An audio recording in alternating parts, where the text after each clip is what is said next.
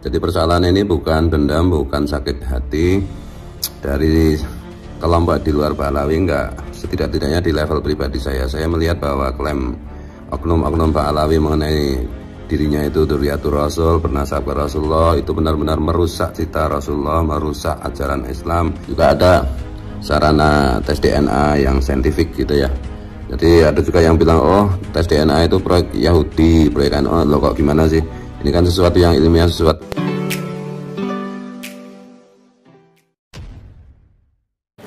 Assalamualaikum warahmatullahi wabarakatuh. Jumpa lagi dengan saya di channel Gagasan Progresif 79, sahabat sebangsa dan saudaraan di mana saja Anda berada. Kembali ulasan kali ini mengikuti masalah viralnya masalah habaib dan viralnya pula masalah tes DNA yang banyak dilakukan oleh Suryat Wali Songo. Dan ini betul-betul menimbulkan banyak persepsi di ruang-ruang sosial, di media sosial. Dan persepsi itu seakan-akan bahwa ini adalah sebuah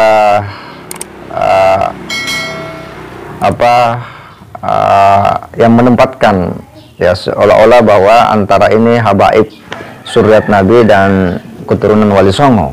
Ya, kenapa keturunan Wali Songo melakukan tes DNA? Ya, karena dia punya alasan tersendiri untuk mengkonfirmasi sejumlah catatan-catatan mereka yang diwariskan secara turun-temurun. Kenapa? Karena sebelumnya ada salah seorang habaib, ya, yakni ya Habib Bahar bin Smith yang mengatakan bahwa nasab ya Wali Songo itu terputus, ya tidak ada keturunannya. Wali Songonya katanya habaib, ya habaib katanya, ya. Dia dengan lantang menyampaikan begitu. Nah, ini yang kemudian merespon ya para keturunan Wali Songo angkat bicara. Karena kenapa? Mereka tentu tidak mau dikatakan seperti itu. Mereka punya catatan-catatan manuskrip kuno yang terjaga dan terwariskan secara turun-temurun. Mereka membangun argumentasi bahwa kenapa di zaman Belanda mereka disembunyikan. Ya karena yang paling kuat melakukan perlawanan terhadap Belanda itu adalah keturunan Wali Songo. Ketika ketahuan, maka itu fatal bagi mereka. Itu adalah siasat ya dalam ya perang melawan Belanda pada waktu itu. Dan ini ada ulasan yang cukup menarik dari Gus Fuad Pleret, bahwa ada sejumlah pemberitaan yang kemudian menganggap bahwa masalah ini adalah masalah antara habaib dan Wali Songo, itu kemudian ditepis, dibantah oleh Gus Fuad Pleret bahwa ini tidak ada hal-hal yang demikian. Ini adalah sebuah respon, karena berbahaya ketika ada orang yang kemudian selalu menonjol-nonjolkan nasab, klaim-klaim nasab, lalu kemudian itu dipergunakan untuk kepentingan-kepentingan ya tertentu, ya yang ini bisa saja mencederai nama baik umat Islam, citra Islam itu sendiri di mata penganutnya. Dan karenanya kenapa banyak orang yang bicara lantang terkait dengan nasab habaib ya, karena pada prinsipnya mereka cinta kepada Islam, mereka cinta kepada Suryat Nabi, agar itu ditempatkan secara proporsional. Nah, untuk lebih lengkapnya kita akan simak seperti apa ulasan dari Kiai atau Gus Fuad Pleret ini. Kita simak sama-sama. Soal nasab dan dzurriyyat ini bukan soal balas dendam atau sakit hati ya, karena ada beberapa vlogger yang mengatakan ini seolah-olah pertikaian antara Pahlawi dengan dzurriyyat Wali Songo. Kalau saya sendiri nggak begitu. Kita itu mempersoalkan nasab dan dzurriyyat keaslian itu karena kita melihat bahwa klaim nasab dan dzurriyyat itu berbahaya untuk umat Islam.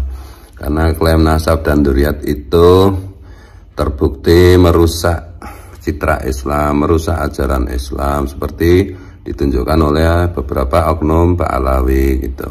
Kalau dibandingkan dengan dzurriyyat Wali Songo, kan dzurriyyat Wali Songo itu satu, tidak pernah minta pengakuan, dua, tidak pernah mengaku-ngaku, tiga, tidak pernah menggunakan statusnya sebagai dzurriyyat Wali Songo yang tersambung ke Rasulullah itu untuk kepentingan pribadi, apalagi merusak Islam, apalagi menipu umat itu. Jadi persoalan ini bukan dendam, bukan sakit hati dari kelompok di luar Pahlawi, enggak. Setidak-tidaknya di level pribadi saya melihat bahwa klaim oknum-oknum Pahlawi mengenai dirinya itu Dzurriyyatur Rasul, bernasab ke Rasulullah, itu benar-benar merusak cita Rasulullah, merusak ajaran Islam, merugikan umat, digunakan untuk menipu umat dan seterusnya gitu loh. Menggunakan nama Rasulullah untuk merusak Islam, merusak citra Rasulullah dan menipu umat itu kan mengerikan gitu loh. Oleh karena itu kita menuntut kebenaran, kejelasan gitu ya. Apakah benar mereka dzurriyyatur Rasul gitu. Kita menuntut dengan apa itu uji data nasab melalui Kiai Imaduddin Osman Banten dan dilanjutkan juga oleh Kiai Nur Ihya Salafi Surabaya Ngampel gitu. Dan juga ada sarana tes DNA yang saintifik gitu ya. Jadi ada juga yang bilang, oh tes DNA itu proyek Yahudi, proyek oh lo kok gimana sih? Ini kan sesuatu yang ilmiah, sesuatu yang apa itu berdasarkan pengetahuan, berdasarkan teknologi gitu ya, teknologi kedokteran itu tidak bisa dibantah gitu. Dan oleh karena itu sekali lagi ini bukan soal dendam, bukan soal sakit hati, bukan membela kelompok Dzurriyyat Wali Songo, karena berkali-kali saya bilang Dzurriyyat Wali Songo nggak usah dibela, berapa tabat sudah menang terus kok. Yang perlu dibela itu adalah umat Rasulullah, terutama yang akar rumput, yang masih la sholata wala siyama gitu loh.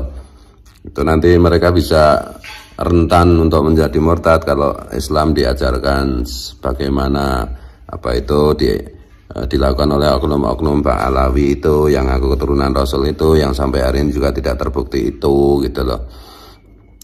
Dan karena gerakan atas nama membawa nama Rasulullah, membawa darah Rasulullah itu bikin keder semua orang, seperti berkali-kali saya bilang, kiai aja pada mingkem kan sekarang itu, takut kualat macam-macam.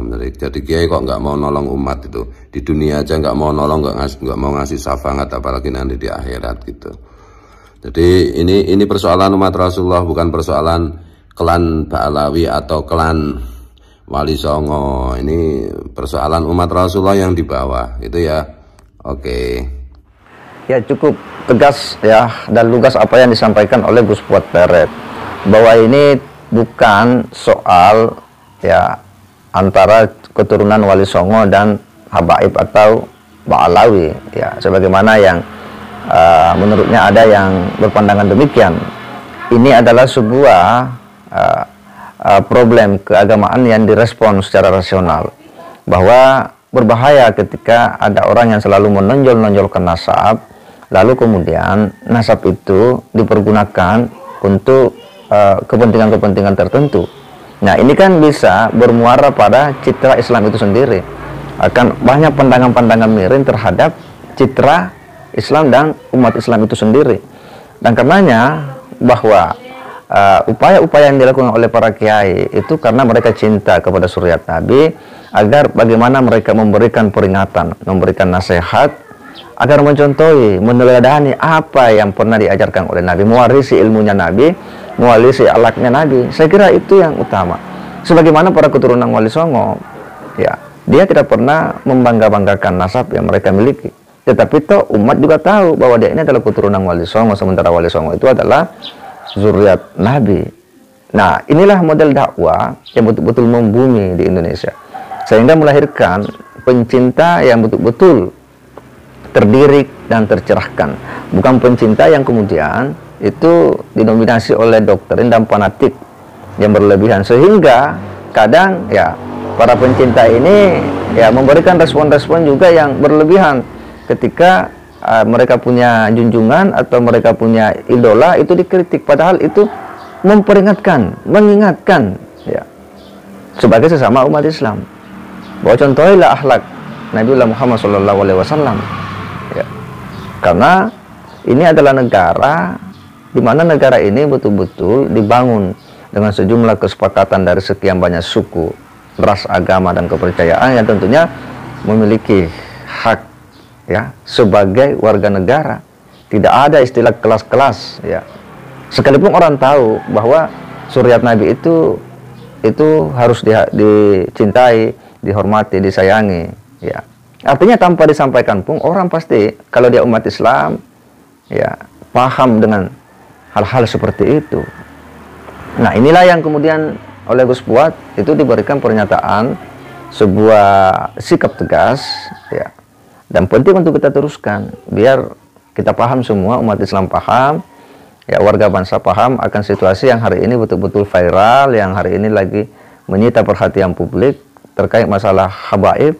Demikian pula para keturunan Wali Songo yang itu melakukan tes DNA, tetapi mereka melakukan tes DNA itu untuk internal mereka, ya, untuk mengkonfirmasi sejumlah ya manuskrip kuno yang mereka miliki, karena dia punya catatan bahwa para turunan Wali Songo itu bersambung ya kepada leluhur-leluhur mereka hingga kepada baginda Nabi Muhammad SAW.